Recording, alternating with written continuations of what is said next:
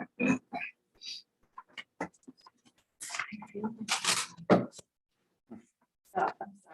All right.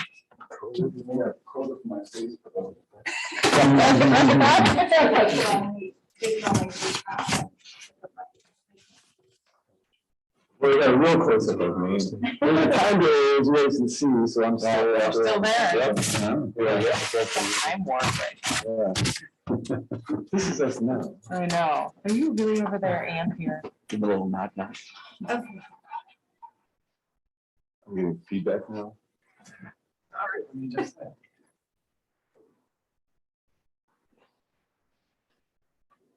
We can hear ourselves.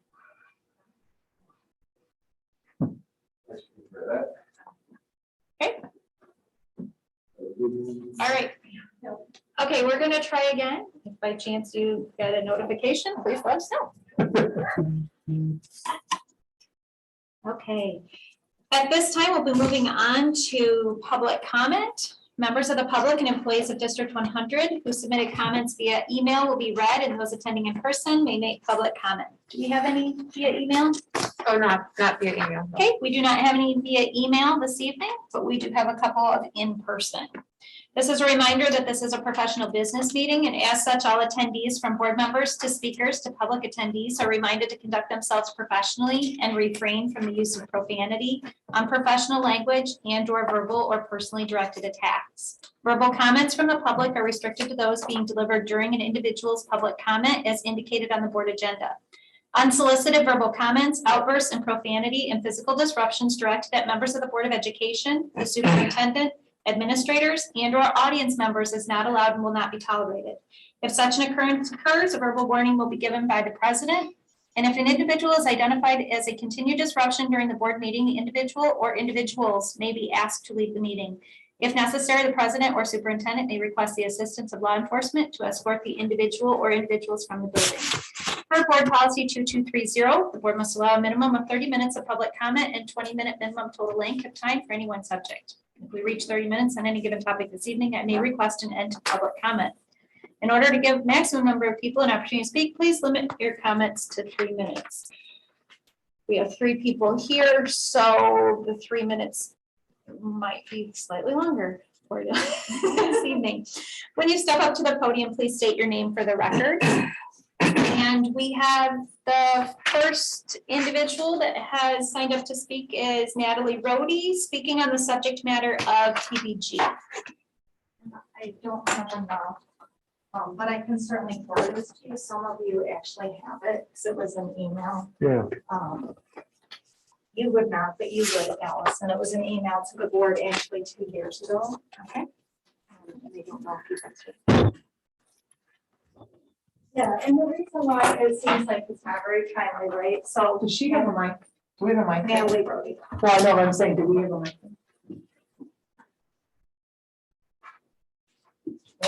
Thank you. So I handed you the email that I had written to the board 2 years ago, around the same time, right at the end of the semester. And the reason why I wanted to go back and revisit that email is because 2 years later, we're still talking about the same things. And I think that's really important to recognize that here we are 2 years later with the same issues being raised. So when I wrote this email 2 years ago, one thing I asked was about the measurements. I said, what are the specific and specific measurable goals of TBG? What are the measures that have been established to monitor those goals? And are they being measured and monitored at all educational levels? If we don't know what the intended goals and benefits are of PBG, then how do we know that we're making progress? These goals and measures should be transparent and made readily available to all stakeholders. And again, here we are 2 years later, and after hearing a lot of the discussion with the board, we don't have those measurable goals. The second part of my email that I want to point out is at the end of first semester 2 years ago, we had about 500 VHS students, which is about half of the student population of VHS, that were failing or incomplete. And that was a real big concern 2 years ago. So even if we agree that students will eventually get there, this number from 2 years ago indicates that half the students were starting second semester behind in an average of 2 classes, and that's really concerning. Fast forward to this year, we actually allotted 2 days at the end of the semester for students to catch up, because teachers needed the time to help students catch up, and we had students that weren't meeting their goals for first semester.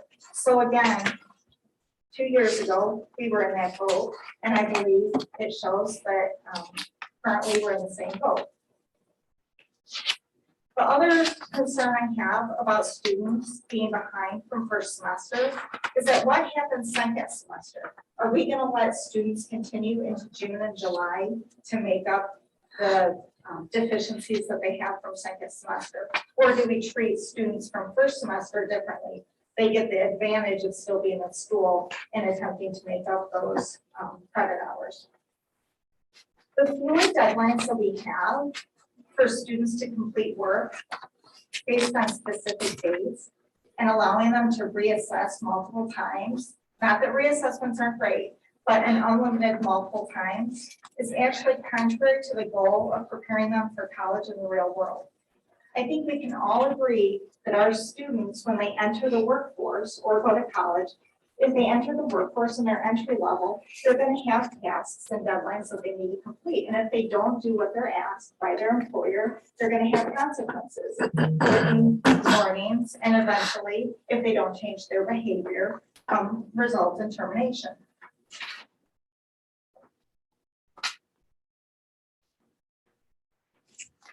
Another portion of my email I'd like to point out is with regards to the data and the measures and the research that supports that PBG is in fact a system that helps students achieve. And so I asked 2 years ago, is there data that shows that PBG is in fact better than a traditional system? They said the support should be independent and verifiable. Nellie Mae Foundation, Bill Gates, and Marzano are some of the biggest organizations that are financing the movement nationally. So I don't believe the data that those organizations present are really independent. And again, here we sit, and I think we talked about last week, there's really not the research and data that supports that this is helping our students achieve. And then lastly, in my email on the last page, I point out that there was an article written by a software consultant who actually implements software at universities that's designed to evaluate applicants. So this software looks at a lot of the data coming in from multiple applicants and floats to the top, of course, those students that the university is going to look at offering admission and or scholarships. And this parent and software consultant stated in their article that proficiency-based grading hurts college admissions. That's an important point. We have parents in the district that have indicated the same, and they have personally witnessed their students financially impacted because of the system. And the last thing I'd like to point out, so that was my concerns 2 years ago, still concerns today, and it's not just me. So didn't get the opportunity in November. I mean, I think there was definitely a large indication that we had concerns from teachers and parents and students. But this represents all of the individuals that I personally know of. They're taxpayers, their parents, their students that are concerned about PBG and would like it to not be in our district.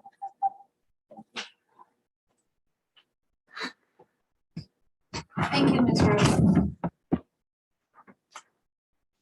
Next, Misty Crayell, speaking on grading and promotion system. I was hoping I was going to be at a little bit last week, so I didn't get to attend the meeting, and I was quite disappointed. But even more so to kind of see the progression that's taken place. The progression that's taken place since November, right? So I did have a conversation with Dr. Carson, it was really awesome. I felt a really great conversation, which you did provide me with some additional information, which I did take the liberty of reading. The majority of it, one of the articles was very long and was describing the history of the grading system, of the traditional grading system, and kind of how it evolved from, you know, England and teachers, and that came over from England and tried to implement things here, right? So, great. You know, we decided that there's a problem with traditional fixed grading, but in all of the words that I'm reading on the page, you still come back to the same issue, right? One, you cannot baseline effort. You are always going to have students who are going to work harder than other students. Always and forever. You are not going to be able to baseline effort when it comes to grades, right? Some students are going to put the work in. They want to learn. They're hungry to learn. They want to do well, right? Regardless of what that means. They want to do well. They want to learn. They have goals and aspirations. They're going to put the effort in and they're going to do it. And you're always going to have kids that don't. You can't compare those two things because you cannot baseline effort. They're two completely different things, right? The second thing was, one of the issues that they were talking about in this article was the way that teachers grade it, right? What does that grade mean? What does it mean when they put this A on a paper? Or what does it mean when somebody has, you know, a 95 on this work, or what does that mean? Well, it means that they scored well on the material that was on that paper, right? It means that they scored well on the material. So regardless of if you're interpreting that material and that grade at that time, you could still have two different interpretations from different teachers, regardless of if you're grading it on standards-based grading or if you're grading it on the traditional scales, right? Because people are different. You are never going to get two people look at the same piece of material and do it the exact same way. I have that in my line of work. You can ask any one of my coworkers to price or write a statement of work for the same system, and you're going to get two different answers, right? Because there's two different sets of experiences, two different sets of information that we're bringing to the table based on what we've done in our history.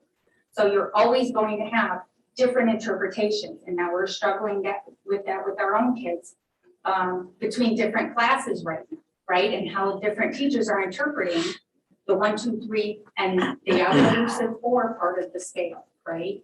And the last thing that I want to stress, well, the next thing I want to stress, it's really not the last, but the next thing I want to stress is that the grading scale really doesn't promote motivation, and this was something that I really stressed heavily, right? When my kid comes home and he's working and he's putting in the effort and putting in the work and doing the assignments and turning in his assignments, and he's putting in all of this time to get the work, and he gets his progress report back and it shows that he has a 1. A 1 is not motivating, and it doesn't matter that it's oh, you're at a 1 and you can only get a 1 at that point in time. The mental message that is sending is that he's not putting in enough work when he's worked really hard, right? It doesn't promote motivation. Seeing a 1 or a 1.5 or a 2 when you put all of this work in, right? It just doesn't. In a kid's mind, right? They need to see the instant gratification. They need to see the efforts of their work. It cannot wait till the end of the semester, right? So now let's talk about that. My daughter, right, applied to numerous different colleges, got accepted straight into her major, which is difficult to do, engineering, right? That's accepted straight into her major at each of these universities. At this point in time, the deadline was today to submit applications, to submit scholarship applications, to submit all of this stuff. We still don't have a report card. So she's banking on whatever the school is going to send in for her grade, for her GPA. And yes, the universities are still requiring a GPA in order to rank students to provide scholarship support and financial aid. You still have to have a GPA. So I'm going to go back to the question of why are we making the conscious decision to make it more difficult for our students to compete for these things against students in other areas. I don't know why we would continue to make that conscious decision to do that and make it more difficult for our kids. My daughter doesn't know if she's going to get that additional money, which she has worked hard for a very, very long time. And now it is on the line because of this grading scale. right? And it is not because, as was possibly alluded to during one of the last meetings, that she didn't understand the material or that she, didn't work hard enough. I promise you, she was accepted into an environmental engineering program at multiple universities. She put the work in, right? This is shorting her, okay? It is financially impacting her, and we still don't know. We still don't know what her GPA is. So as a mom of 5 who has kids that work hard, right? I can tell you from my own experiences, 1, 2, 3, 4 in the high school, not motivating. Not motivating. It doesn't work. I don't know how you can sell it. It's confusing, not rewarding, and it, I just don't think it belongs in high school. At any level. Thank you, Ms. Croyle. Do we have anyone else here wishing to speak tonight? Okay, at this time, public comment will be closed. And next on the agenda will be a discussion regarding grading and promotion system for the 22-23 school year.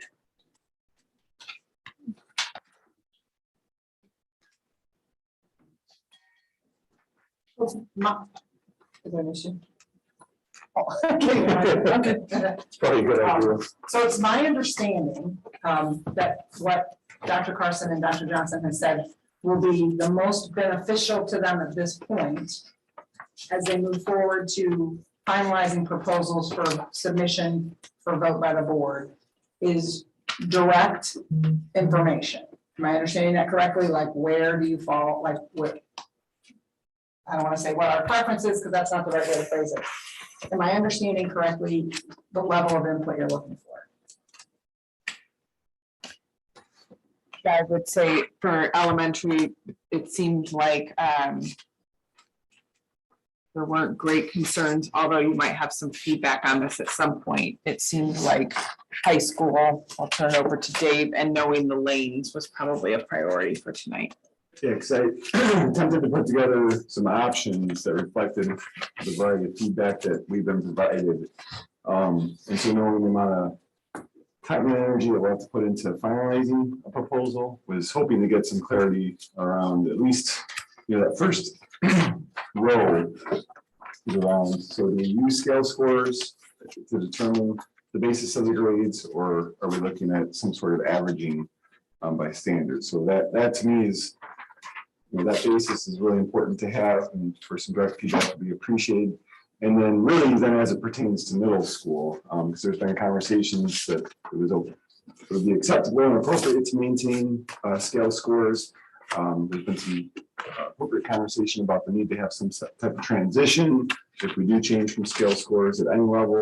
And I recognize the value in that feedback. So that's in particular the 2 topics I'm most seeking your feedback on and direct input on is scale scores, not, and then how for high school and how does that apply to middle school? Okay, so I feel like I can answer that really directly for myself, and so I'll kick it off and everyone can sort of go from there, right?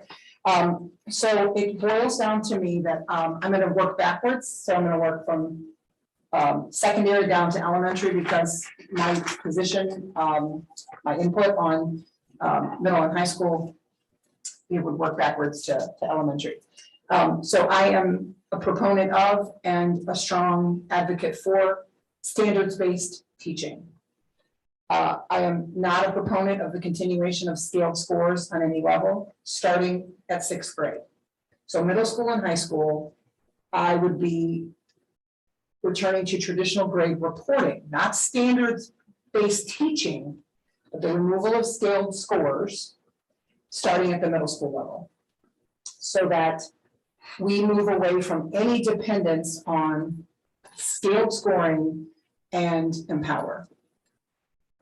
Empower is a system that has been problematic. And again, we didn't write it, we didn't develop it, so it's not a criticism of anyone in our district. But it's been more of an encumbrance than an empowerment to our staff. We hear that repeatedly. We hear from parents their difficulty with it as well. we have, as we know, many educators who are keeping secondary means of record keeping in an effort to minimize the amount of time they have to duplicate and empower. So moving away from a system of any dependence whatsoever on a system such as as Empower, and moving to traditional-based grade reporting, middle school and high school, and standards-based teaching, the standards we have, no one has taken issue with or had concerns with as it related to that, and moving away from scaled-based scoring starting in middle school. And that would mean for me that the elementary proposal would need to include the fifth grade transitioning, how fifth grade would be preparing students for a transition rather to a different system as they move into middle school and high school. I don't want to overstate it, but for me, I feel like you've asked for and you deserve really, really direct input. And so I'm trying to be as direct as I can and to say that if I were to see a proposal, again, I'm one vote. But if a middle school and high school proposal continued to include performance-based grade reporting or scales-based grading at middle school or high school, it's not a proposal I would vote for.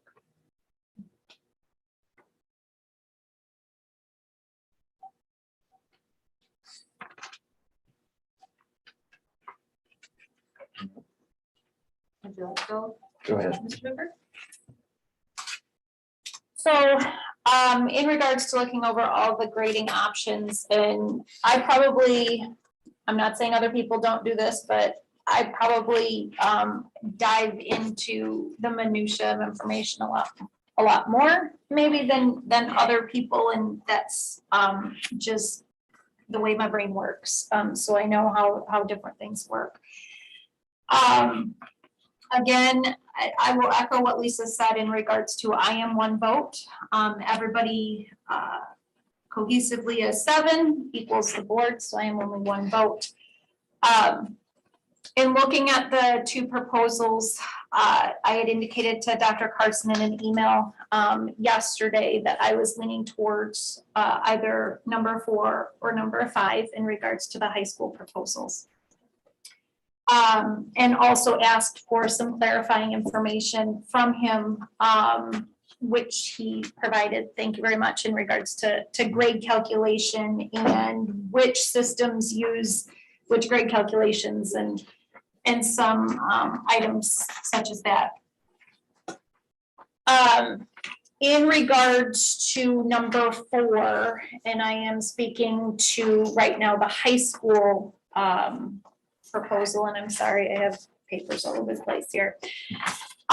One of my questions was plan number 4 indicates use of standards, which I do not have a problem with the use of standards. I think the tenet of Illinois education is making sure that we teach to the standards that they provide, that Illinois provides. So I don't think that anybody would argue that we shouldn't be, as a district, teaching to standards. However, under that plan number 4, it indicates that activities, rubrics, and assessments would be aligned to scales. And my clarifying question was, would these be current scales? Which right now they would be the current scales, those scales being a 1 to 4 scaled system that's currently used.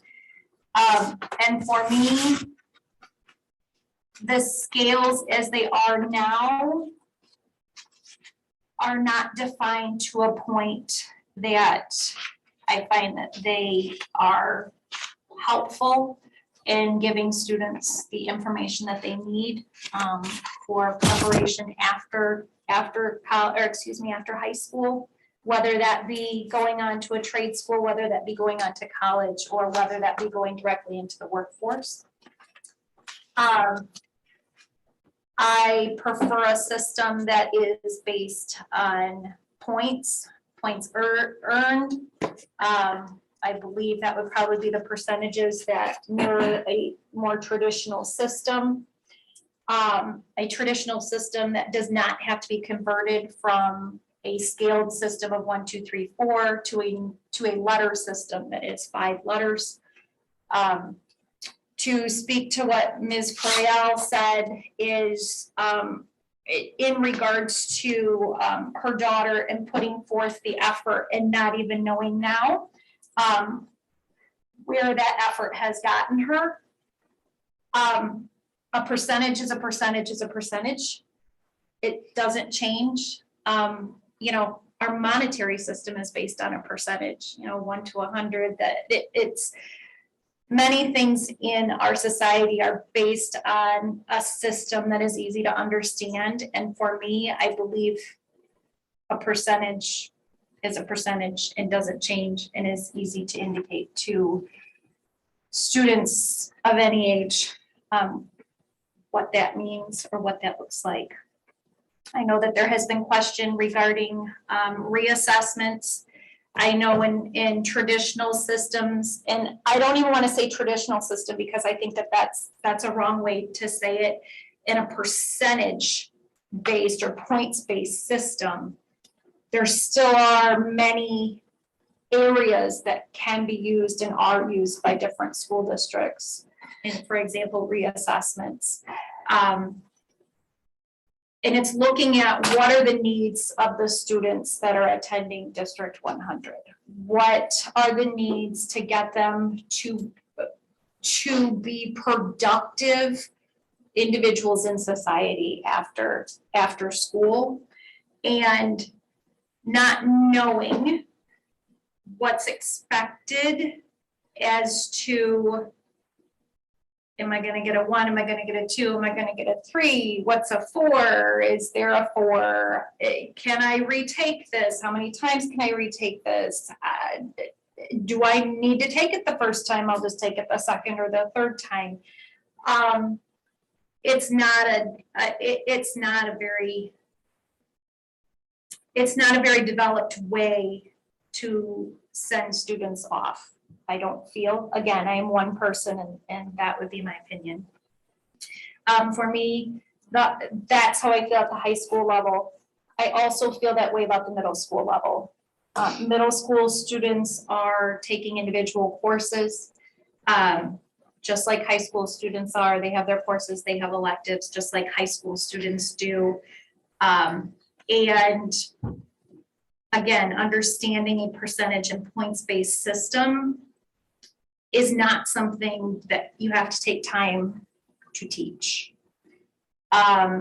Regarding the elementary system, I personally feel, again, students of any age can be taught percentages.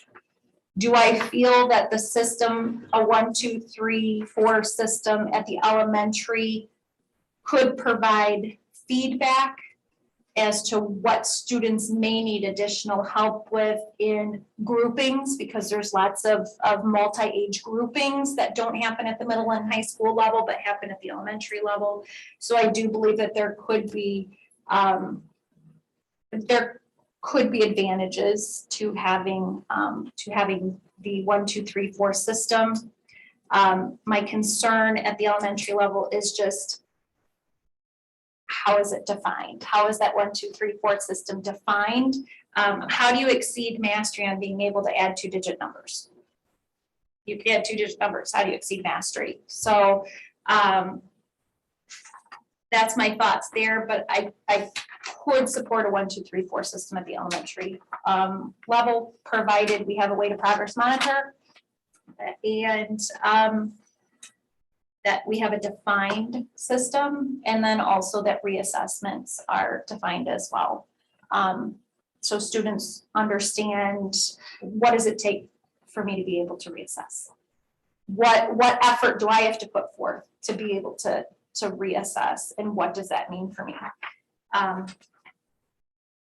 So that in a nutshell is where I'm at. Again, I am one person. Again, I'm trying to be as direct as possible. So there isn't question. I do know that in my conversations with Dr. Johnson and Dr. Carson, that I had said I looked at a 1, 2, 3, 4, 5 system maybe to kind of bridge into a 5-letter system, but for the point of not being ready and possibly needing a year, our students don't have a year to repeat while it's being worked out. So for me, that's why plan number 3 didn't work for me. That's probably all you hear from me tonight. Good. I'll wait. I talk too much usually. No. I'll go next. And mine will piggyback a lot off of Lisa's, and some off of Allison's. When I went through this, and I had a great conversation, with both Dave and Megan and talked about a lot of this, so will be a repeat a little bit for them. But when I went through the options, and things, there's a couple of things I would reiterate that others have already said. One, Empower, I don't believe is a beneficial tool, for anyone, and in my talking to teachers, students, parents, it is not a beneficial thing that anyone, I believe, is a fan of. So that is not a good thing. I think it's adding to the complexity of this, which is part of the problem.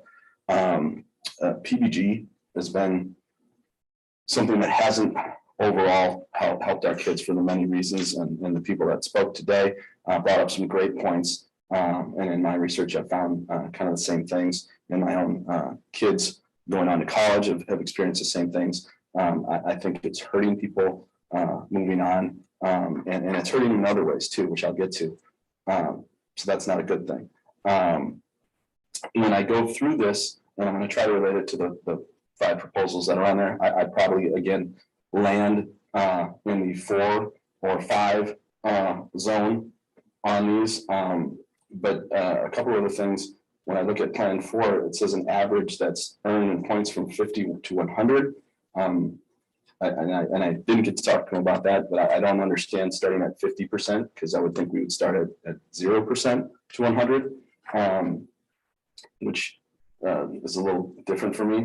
So I'd like to see how that gets clarified. And then the traditional side or 5, when you read down, it has an area where it says no retakes or no reassessments. I am not against reassessments at all, but where it comes into an issue is when I went to find out what the biggest issues were. I put it into 4 categories. One was the complexity of the system, which people have brought up. I mean, it's still, how many years are we into this, and people can't understand their progress reports and their report cards, or where their child is at any given time. I think it's a must that parents and children know where they stand when they ask their teacher, what's my grade? And they deserve that. And it's very cloudy and very difficult for them now to know. So that's a problem. But the really big problem is the time factor of having unlimited time to reassess and to go over things. And in my talking to teachers, and I didn't really even know this to begin with, but I think this is really scary.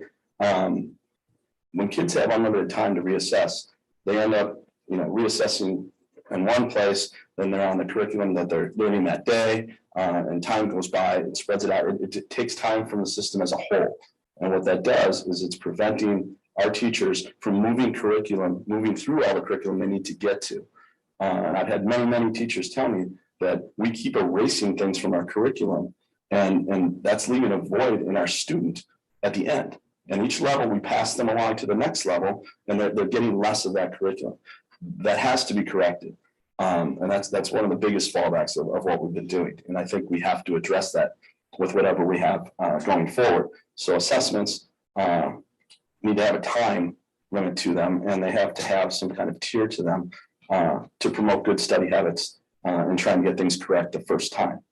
I believe one of the people who spoke today talked about, measuring success and measuring whatever we do. That's critical, putting a bit of accountability in the system. And I think we have to focus on academic achievement and make sure that we're getting through and giving our kids all the curriculum that we we have or should be, or putting curriculum back in that we've eliminated because we couldn't get to it by using such a time-consuming system as what we've been doing for the last several years. I don't think it can't be done. And I think teaching with standards is good, and I've heard that many places. But the number systems with conversions and things is not something I'm for, or I've heard many people are for it all, or teachers are for. So that's where I'm at. I look forward to hearing how we can address by simplifying the system, putting time constraints in the system, having accountability and a focus on academic achievement. And again, that would probably would land in Plan 4, Plan 5 for me. And in relation to the grade levels, absolutely for me, that means high school and middle school or junior high. In the grade school, I fall a bit in line with what was said already. I think at the lower grades, I think there's been other ways of teaching that didn't use grades and things, but you have to have some type of conversion at 5th grade going into the high school or middle school or junior high.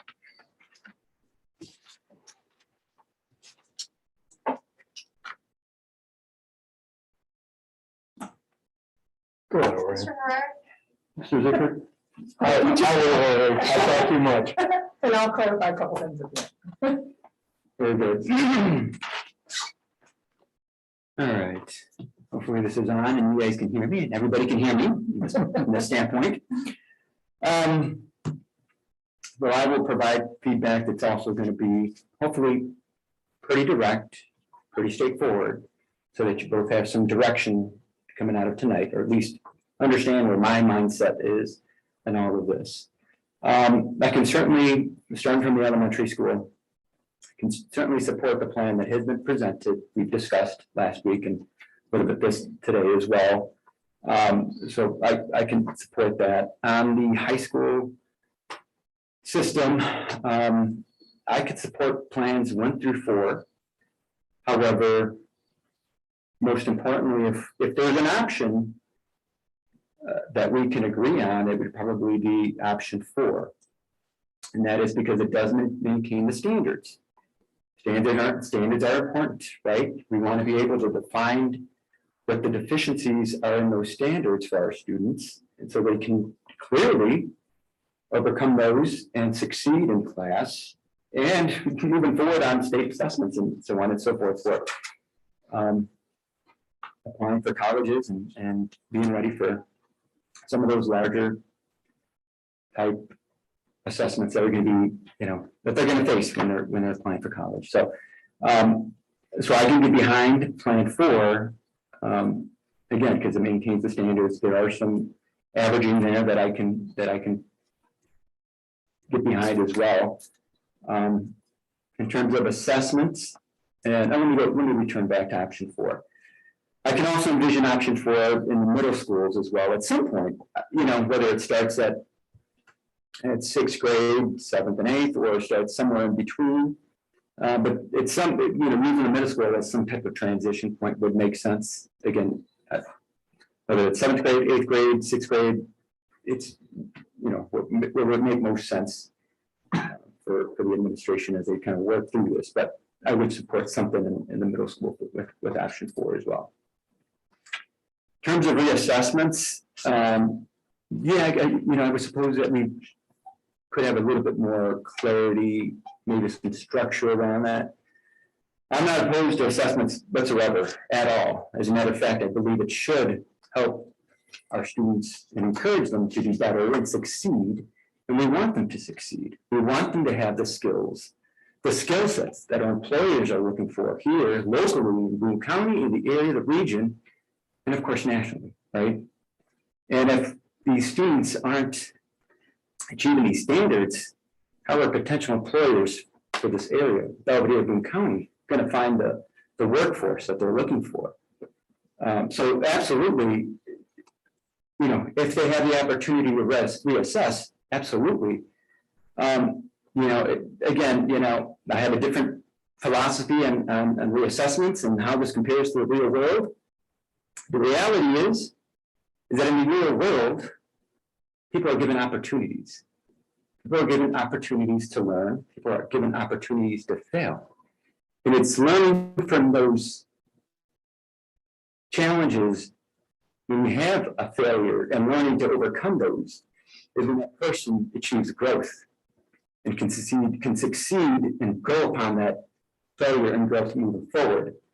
I've not seen in my career path where we've not been given an opportunity, where I've not been given an opportunity to improve anything that I may have slipped or perhaps done incorrectly, because at the same point, you're given feedback.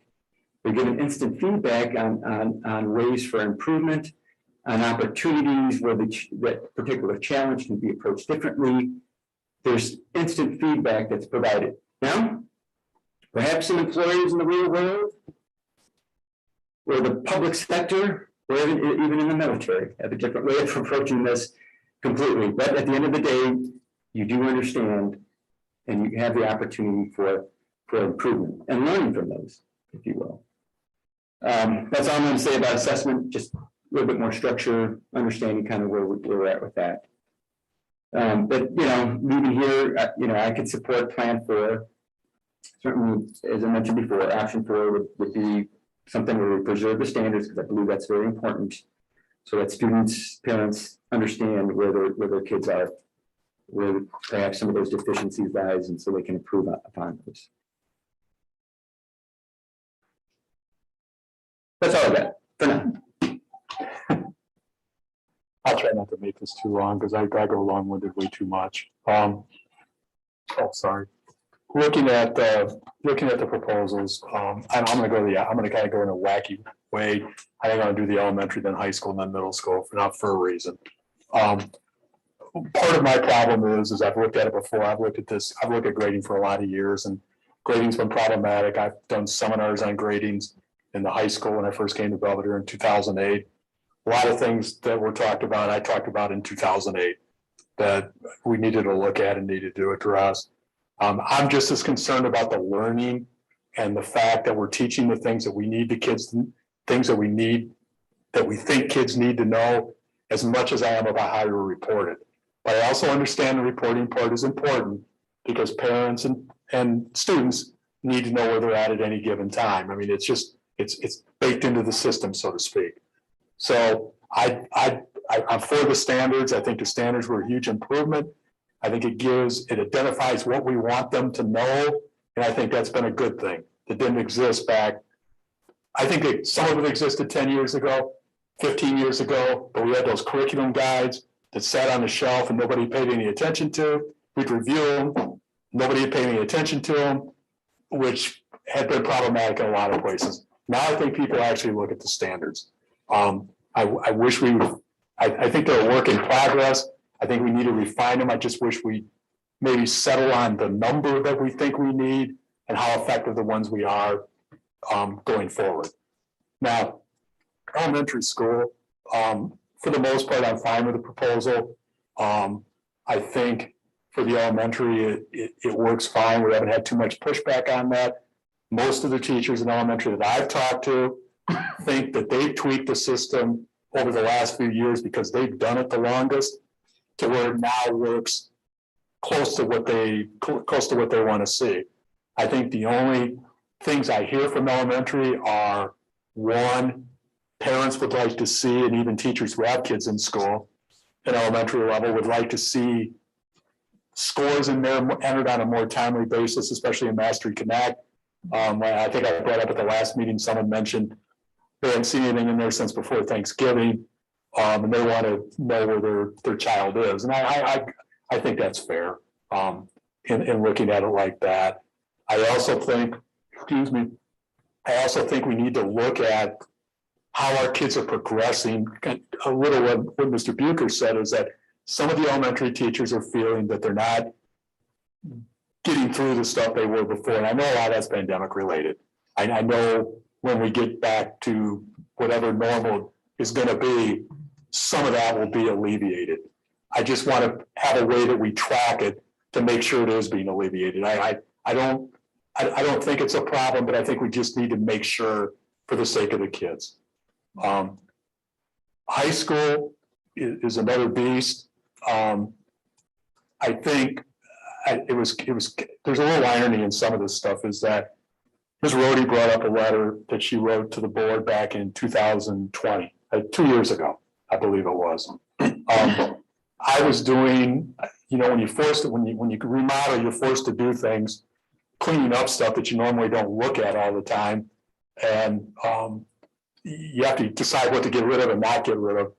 I ran across correspondence that from the year before, in 2019 of January, that Dr. Leisman had sent to the high school parents and high school teachers, and a proposal to, I don't know where the other one went to, saying why they were going to delay PBGs in the high schools. PBGs in the high schools, from reading this, were supposed to start in 2019 to 2020. That's when they were going to go full board, was 2019, 2020, according to this. They decided to postpone it at that time. It thought in the letter for 18 months, which would have been the start of 2021, I believe. Okay, but at the end of the letter, maybe it was a typo. Because I just read this again a couple days ago. It said they were talking about going full bore on PBGs in 2021, 2022, which was this year. And this was written before the pandemic. This was in January of 2019. Some of the concerns they listed for not moving forward for those 18 months, quite frankly, in my opinion, are some of the same concerns that still exist now, 3 years later, or a little more than 3 years later. If you want to see, you guys have access to it, I'm probably privy to it, so I'm not going to rehash some of the stuff in there. So for me in the high school, even though I'm totally for the standards, by the way, as I've said before, I would probably rank more toward 4. I get I understand from having been through seminars on the absolute 0, why there's a big, because the failing part is a bigger range, and mathematically you're put at a disadvantage like that you may never dig out of a hole. I understand that. I do think in the high school, parents and teachers need to know where they are at any point in time. And hopefully we can do that. I look at some of the stuff that was listed in there, like the assessments and so on and so forth. I've been a big proponent of more common formative assessments. I think it gives an even playing field, or more of an even playing field. I think all our kids in Algebra 1, over the many Algebra 1 courses we teach in middle school and high school, kids ought to be treated the same way in terms of assessment. I know it won't be exactly, because you have humans doing it, but I think we need to be as close as we possibly can to giving kids this. It doesn't matter what teacher you have, you're going to get, in theory, the base material is going to be the same, and in theory, you'll be evaluated within reason as close as we can the same too, as any other kid in the school. Middle school is a more problematic area for me. I've talked to a lot of middle school teachers who, in my opinion, have been so jaded by Empower that I'm not sure they can separate Empower from standards-based grading. I think that's how they look at it, or have looked at it. Fair or unfair, I think that's just how they've done it. I probably would, what I'm looking for is what we get back from the middle school teachers and the parents. I'm more on the fence on that one. If I had to decide right now, I'd agree with most of what you've heard, at least from 3 out of 4 at least, and not that Jorge may not agree with it too, but I'd have to be convinced not to do it in the middle schools, only because the middle schools, I think the ones I heard back from, at least last week, I read the letter that was sent out to the middle school teachers, and I think Mr. Carson was very clear in how he stated things, and we're going through the process and so on and so forth.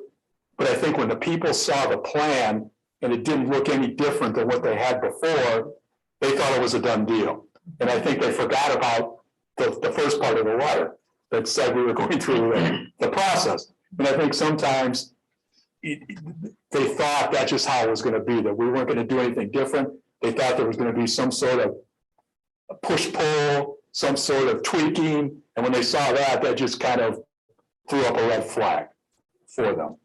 So for me, based on what the parents say and what the teachers say, I'd really like to know what that is before making a definitive 100% decision on that. But I had to decide today, it'd probably be not doing the scale scores anymore for that reason. So I think I'm pretty, I hope I was clear enough and didn't mess anything up and lead you astray and what I'm looking at. So hopefully I didn't talk too much this time. So I just wanted to hit on a couple of points based on then hearing what some other people had to say. And the first would be, I want to say, I too am not opposed in any way to reassessing. I would like it to be something that is educator defined, right? That the teachers, sounds like they're going to be undertaking that in sick days at both elementary and secondary levels.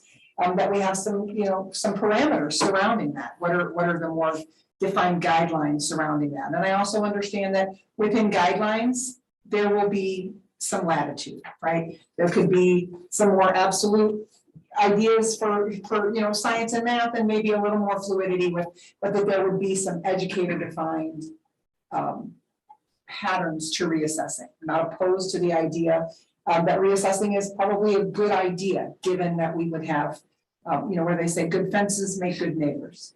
So if we had good fences in place surrounding the philosophy of reassessing, I think it could be a valuable tool to allow our students to really feel good about having a level of understanding that they are able to be comfortable with and celebrate, and that reflects out in grade reporting. As I look at the system 4, I know last week, or not system, but number 4, just a little concern for me as I compare 4 to 5, because it still seems to bring in scale scores, and we're still pretty dependent on them. As I look at standard score calculation, we have the summative scales 3 and 4, and the formative scale 1 and 2. So again, I'm concerned about any dependence on a system of 1 to 4 where we don't have clearly defined systems. Even if that reports out, you're still talking about a conversion factor that could potentially get muddy. And I guess I would, challenge is not the right word, but it is the word that's coming to my mind. But it is not the right word. I maybe concerned. I'm concerned that under traditional or option 5, it indicates under standard score calculation that scales are not correlated to standards. And I would just say that doesn't track for me, because there are a number of other schools that are in competency-based waiver programs right now who are teaching to standards and who are fully traditional in grading systems. And so I believe the two can coexist. We can have standards-based education and traditional-based grade reporting. So the idea that would say that scores would not correlate to standards is a notion I would be a little bit concerned about in number 5, because it's being successfully done, all over Illinois at least, in a number of settings. So I'm not saying I would absolutely be a no on a 4.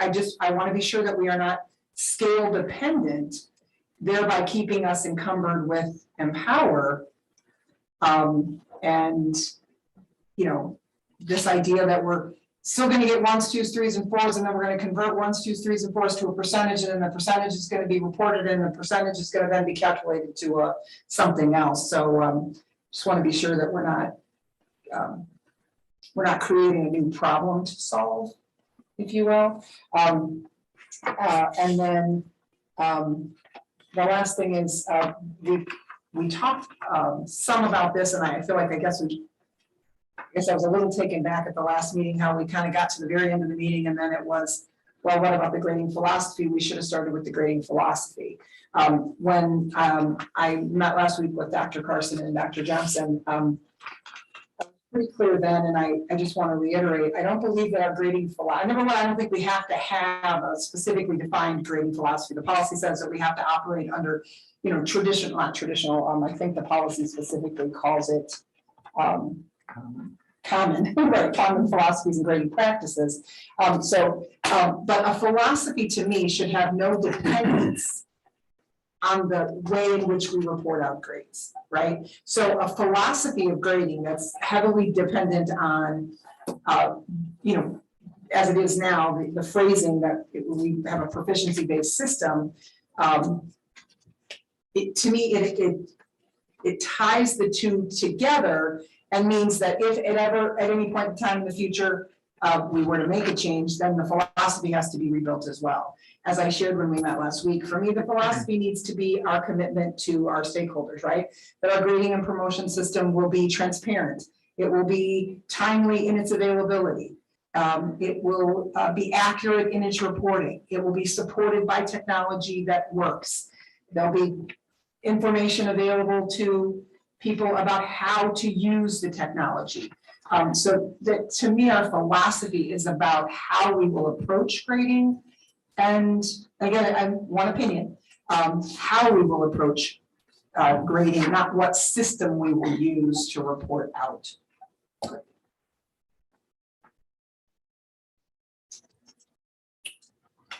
I would agree with pretty much all of that Lisa just said. And then I just wanted to revisit the reassessment issue for me in case I wasn't clear. I'm for reassessments. I think reassessments are okay, but we have to put a structure around it, as was said, and it has to have time limits to it, reasonable time limits. So it's not overbearing for our teachers to get through curriculum, and it needs to have some accountability in it. So as far as being able to number of times you can do it and what grade that produces. But I'm not against reassessments at all. And that's a great point in regards to plan for still having the number in there is doesn't really make sense to me. But I agree with pretty much all of that you said.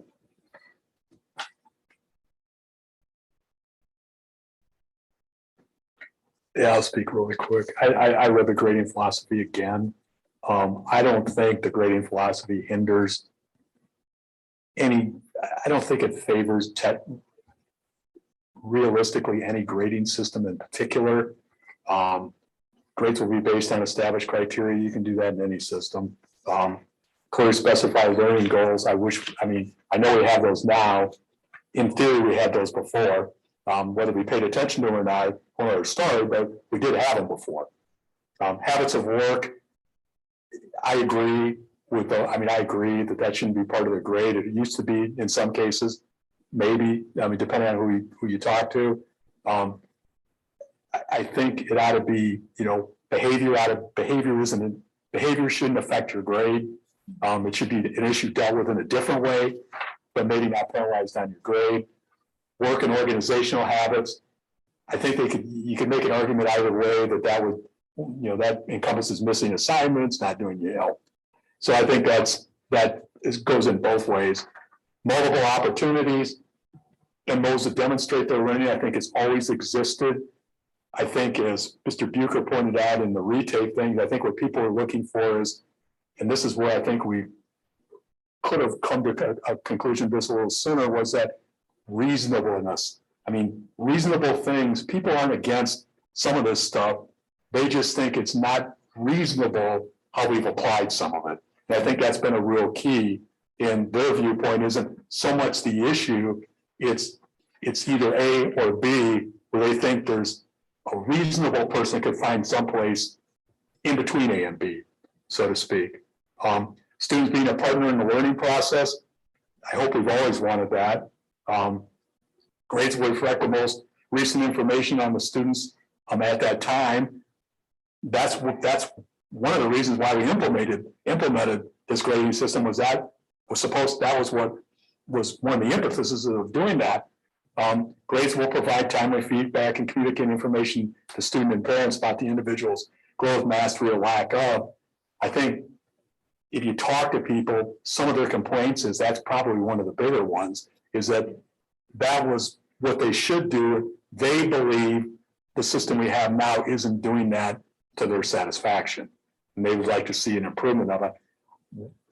Why that is we could have a long debate on, but I think that's what they're looking for.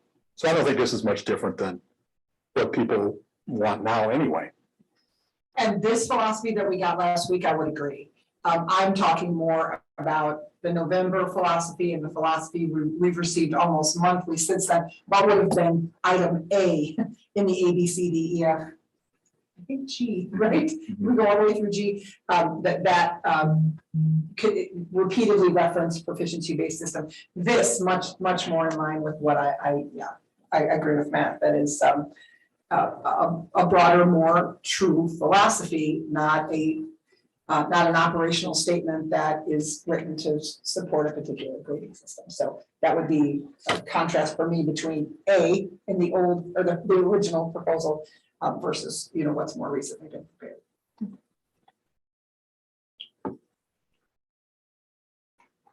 Is it okay if I address two topics that were brought up? So this is what Comey about the concern around the language of scales that's in there. And part of why with, like, for example, with scores are not correlated to standards, where scales being used to identify what's summative versus formative. And that's really to use the vernacular that's predominant in our school district, right? And so just getting at the higher order thinking skills is what we want to be assessing, which is at the level of the standard. So, sorry, lose my voice here, if you can tell. So I just wanted to point that out, that's part of the rationale for me including that is because all of our teachers, if we talk about level 3 and 4, have a general understanding of how that is different than a level 1 or 2. So certainly what those skills comprise, that we could make adjustments to that as you guys, as the board has described. And with the scores not correlated to standards, the point there is just, if you look at a traditional grade book, there's no way to say, well, when it comes to solving polynomials, you've got it or you don't. Other than if unit test 4 equals solving polynomials, I mean, there could be some ways, but it's not very clearly articulated in the traditional system. So that's what that intended. Not that it's not based on standards, but just not a simple way to explain. And then the other point I wanted to draw was maybe public comment as well as during your discussion. We are sending, so report cards, like I said, should be in the mail today. They do have a GPA on them, just as our high school report cards have always had a GPA. There's about a 2-week time window after the semester wraps up until letter grades are finalized and sent out. That would not change. So, next year, there would still be a 2-week lag between, regardless of what system we put in place, just because of the sequence of events that has to happen once teachers have finalized grades. So the GPA would still be included next year, but there would still be a lag. Same thing in the summer. We finalize the school year. It's usually 2 weeks after school wraps up that we have GPA and class rank and all those things calculated, ready to report. So I just wanted to clarify that that's how it has worked, and as far as I know, will continue to work in perpetuity.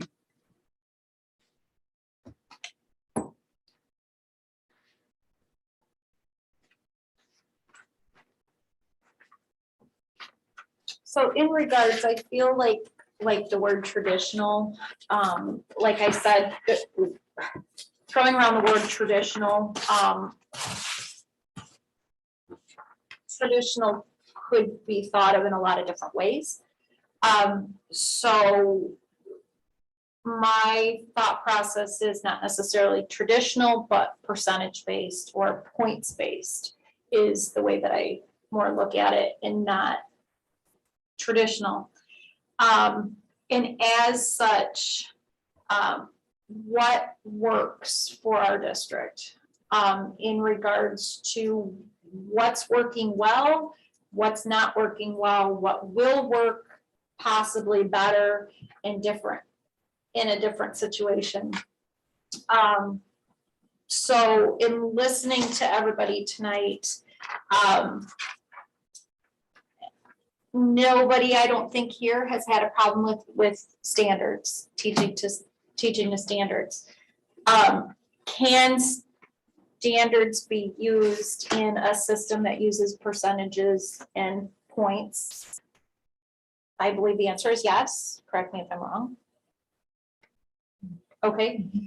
And then it's, how do you use that percentage? How would you use a percentage system to meet the needs of the students when you're teaching to standards? I would also like to say in regards to Mrs. Whitcomb's comments, as well as my comments earlier, a conversion that can't be done without a computer, or a conversion that doesn't have a well-defined way of figuring out how, getting this, converting to this, and then looking at this, and then waiting till the end of the semester to be able to output this,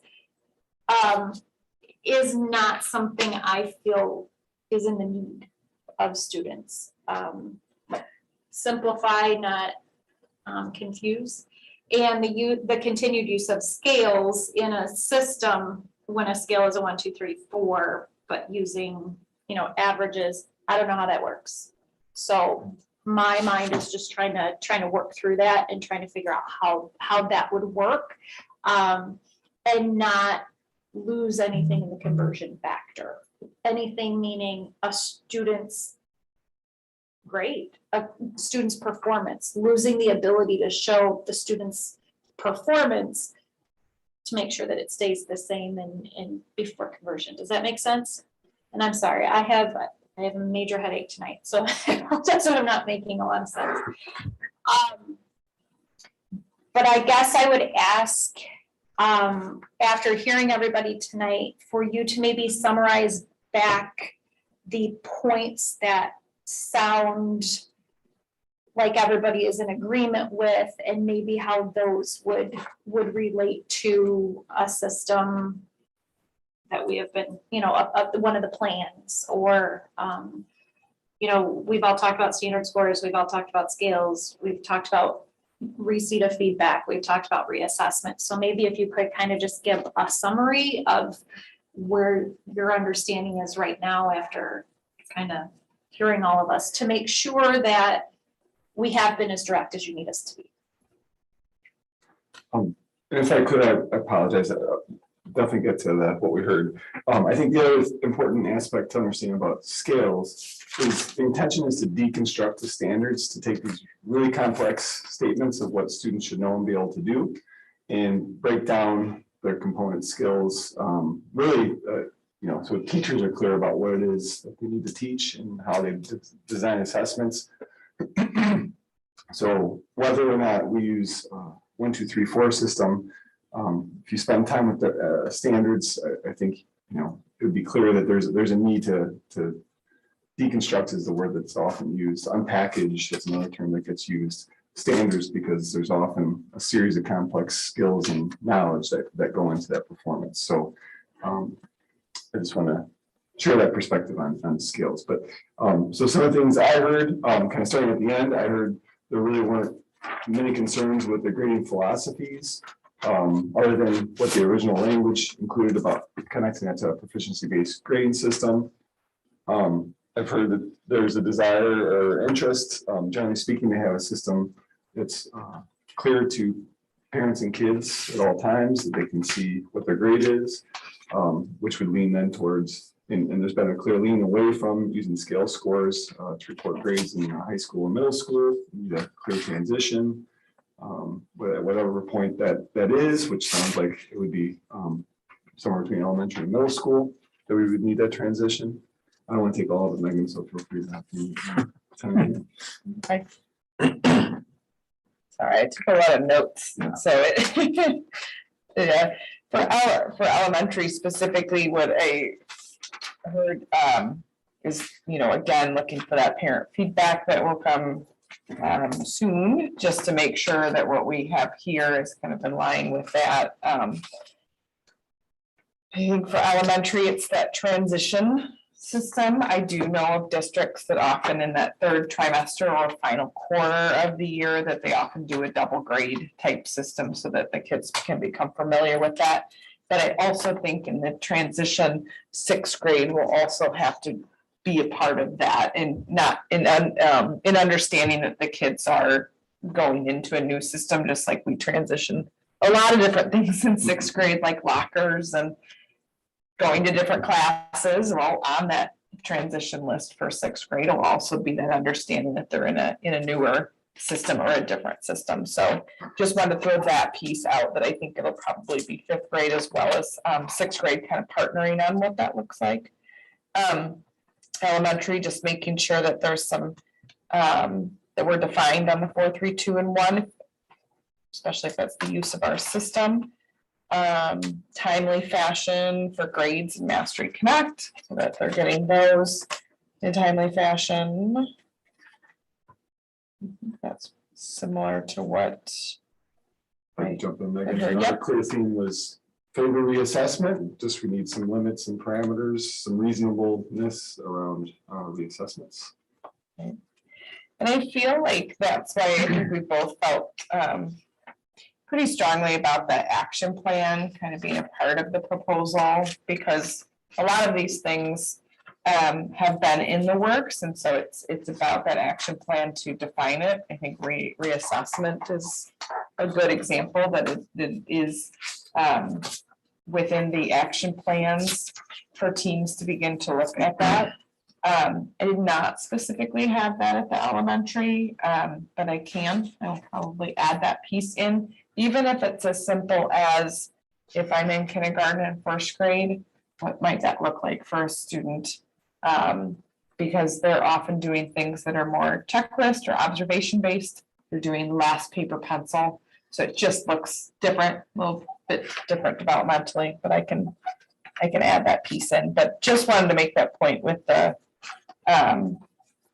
action plan. Well, I think most of them kind of carry out this year through next year, depending on the topic and the difficulty of that. So. One really, we're gonna turn this on, I'm sorry.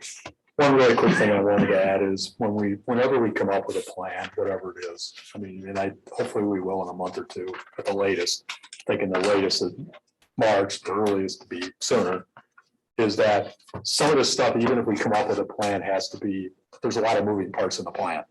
You know, as an example, let's just say for the sake of argument, we pick plan 4 for the sake of argument. One of the things in there that you had mentioned in there was weighting or not weighting standards. That's going to be a big deal, stuff like that. What I want is, I don't want it to be a popularity contest by any stretch. I know we're not having a presidential election year or anything like that. You get the vote and every vote counts the same necessarily. But what I would like to see is when we go through these processes, when we get to that point, is that we involve the stakeholders in it, or at least get their input, because I really want them to come out of it feeling that we did it with them, not to them. And then I think that's going to be real important as we move forward. In not so, when we get to that point where we start filling in the gaps, so to speak, on whatever plan we do. I think that's an outstanding observation that Matt just made, because I know that it was no one's intention, but by experience, I have heard the phrase repeatedly, Empower, we were asked to just rip the Band-Aid off. We were asked to just go all in, even though we didn't feel we were completely ready.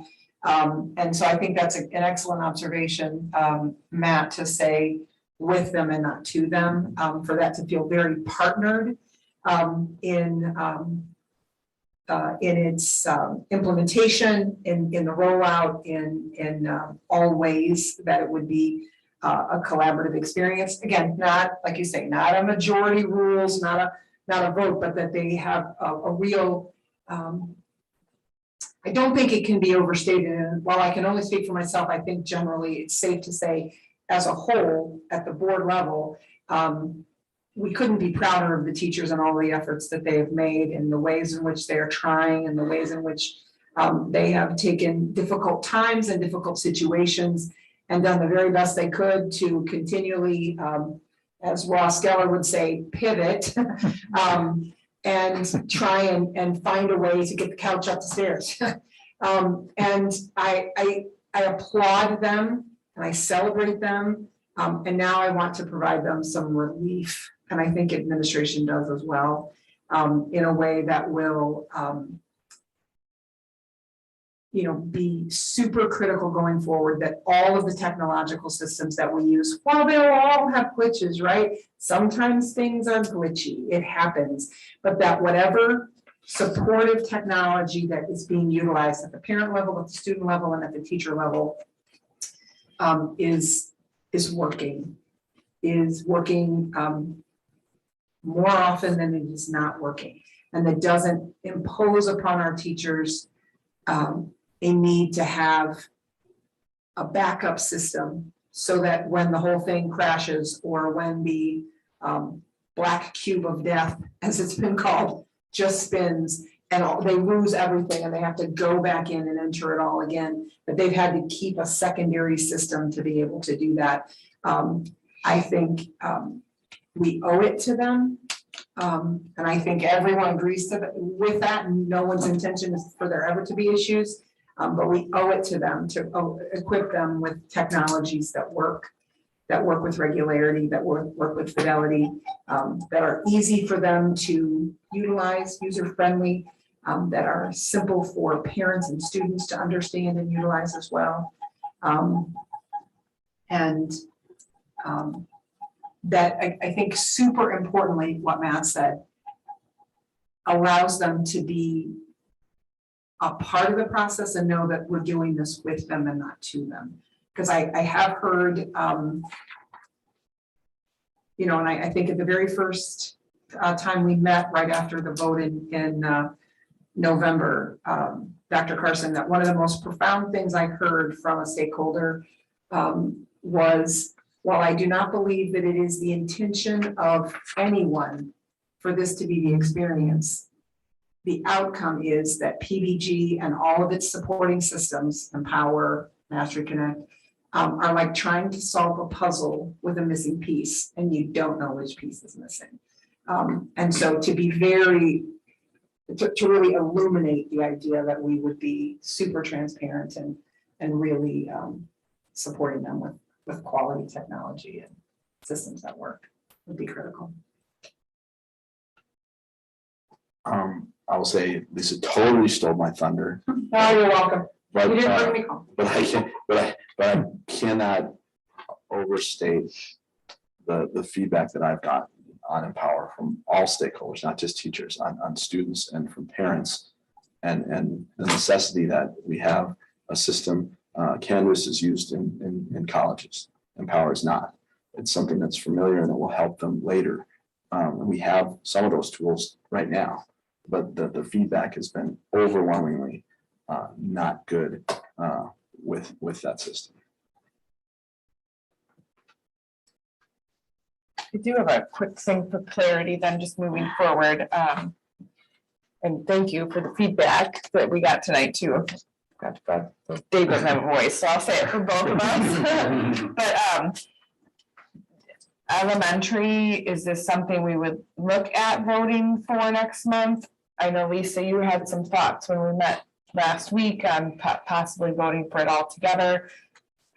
Just some clarity, because I know the elementary group just had some interest in that.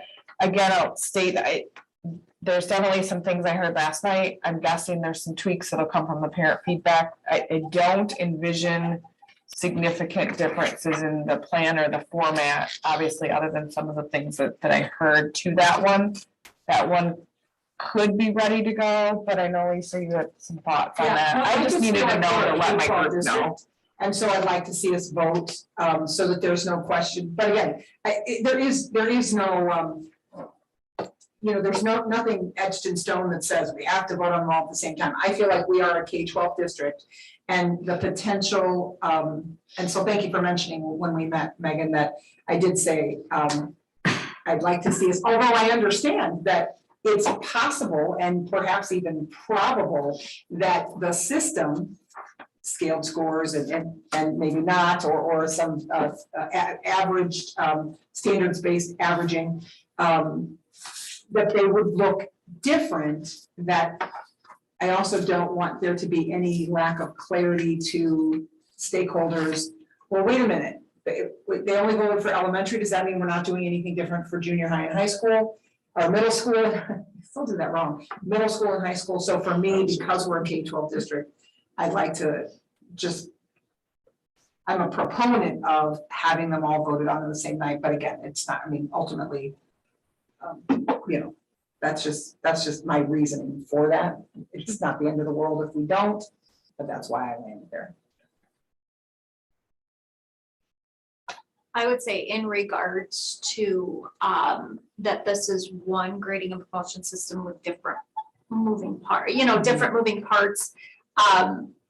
That I would say that it would be most easily indicated out to community, staff, and parents if it was voted on the same evening, not necessarily in the same exact vote, maybe, it's broken up into different votes, but that it would be done on the same evening, so there isn't that question of, well, wait a minute, like, how come they know what they're doing, but we don't know what we're doing over here yet? So that's my thought on that as well. I, again, am not against saying, yeah, I don't see any additional things within the elementary system that would, proposal that would need to be changed. But I feel that it would be the most transparent and the easiest to understand if they were all in the same evening. Okay. So I think, and correct me if I'm wrong, we would have some parent feedback, you'd have parent and staff feedback that we could bring in February, and then this would be March. I just want to make sure that Dave and I understand what to bring in when, if that makes sense. Yeah, I'm really looking forward to seeing that feedback. Yeah. So I would think February would be like our huge feedback data session. And then, March, if March is the time that the middle school and high school proposals would be ready. Yeah, and so with the parent feedback, I'll have the survey results, but I won't have had the in-person sessions until after the February. Well, one's might be the day after, I think. I have to double check the calendar, but I wouldn't be able to tabulate that and share that with the board at the February meeting, but survey results I will have. Does anybody have any other questions regarding surveys, forums, February, March? Not another question, but just a statement. I appreciate the work that you've done to make all of that happen, taking feedback from us. And not just us, but other stakeholder groups. I mean, not just the board. We are probably the least important voices at the table, candidly. We may be the ones that vote, but we represent the stakeholders in the broader voice. And while it hasn't always been easy over the course of the last several weeks to find time for everyone to engage in conversation, to meet in pairs or to meet individually or whatever, your willingness to do it is appreciated and valuable and respected. And I thank you for doing that. I thank you for going now yet another step beyond that and engaging stakeholders to get feedback, and then seeing us, as Matt said, really use that to kind of finalize the pieces of the puzzle that I think will align and support most of what you've already heard tonight. But any other outlier that might come up would be good to know as well. And so thanks for your energy, effort, and work to make that happen. Yeah, just really quickly, I would hope that, I know the February board meeting is February 22nd, so that, March one tends to be a little closer because of the calendar, the way the calendar works, that you and us provide enough feedback to each other, so when we get to March, we're there. I mean, I think it's really important to be there in March. Great. Yeah. And I would say for March, it'll be the similar formats. It just, high school wouldn't have all the options listed on there, obviously, so, but we're gonna continue to tweak these particular formats. Yeah, I just want to echo what Megan, Dr. Johnson said, and Ms. Whitcomb is just thank you too for all the time and energy you put into this and willingness to share with us. So thank you very much. Absolutely. Okay, is there anything else that can be answered, any direction, anything like that, or we good for this evening? I think we're good. Okay. And I would just say, if there is anything that comes up, we are available via email. So. Thank you. And one other item that I would like to discuss this evening, just very briefly, is we have started the superintendent search. And with that starting of the superintendent search, there are going to be some community forums, stakeholder forums that will be put together. Those are going to be virtual in nature, and those will happen on February the 14th. They'll be happening kind of during the day and everything. And Ashens will be putting together all of those. BWP is a search firm that was hired to do the search for the superintendent. And they will be the moderators during those feedback sessions. There will be staff session, there will be teacher and staff sessions, there'll be administrative sessions, there will be student sessions with high school students from both high schools. There will also be sessions, I believe 2 sessions for parents, hopefully one earlier in the day and one later on in the evening for parents to participate. There is also going to be a survey. That survey will be a stakeholder feedback survey that anyone within the community, parents, students, and community members will be able to partake in answering some questions. And I believe that there may be 1 or 2 open-ended questions, but I'm not exactly sure. That survey will start in February, and that survey will start on the 14th as well, and that will remain open for a week. And after that's closed, BWP will compile all of the results, and that's what they will use to build the leadership profile for the next superintendent. So we will begin having some special meetings. When you start to see special meetings on the agenda, they will most likely be for superintendent search type meetings. Some of them, such as interviews and things like that, are closed to the public, but there are other meetings such as the forums and things like that, that the public, community, parents, students are all welcome to attend, and we hope that they do. And I do need to clarify with the members that are here this evening, we will be having a special meeting on March 18th and 19th. So the question is what times those would start? The 18th is a Friday, March 18th is a Friday, and March 19th is a Saturday. Those will be fairly long, both of them. And on Saturday, there will be some time for discussion afterwards. I think what we got today, the placeholder one, the information we got was that Saturday was like 9 to 12:30. Am I remembering that correctly?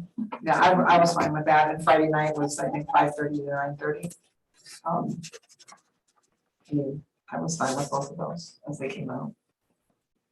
Yeah, I'm also good with that as well. I mean, I didn't see the issue. As a matter of fact, I thought it was a done deal. That's it, hold the date. So, yeah, I'm fine with the times on Friday the 18th and Saturday the 19th. That's fine. Okay, so Friday, March 18th, the special meeting will begin at 5:30. We will adjourn into closed executive session on that evening. And then on the 19th, it will start at 9 a.m. and that will also be an adjournment into closed executive session on that day as well.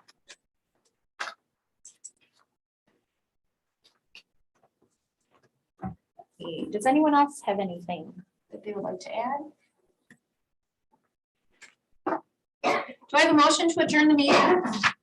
Motion to adjourn. Second. Member Herrera made a motion and member Zickert seconded the motion to adjourn. All those in favor say aye. Aye. All those opposed, nay. Meeting adjourned at 7:13 PM.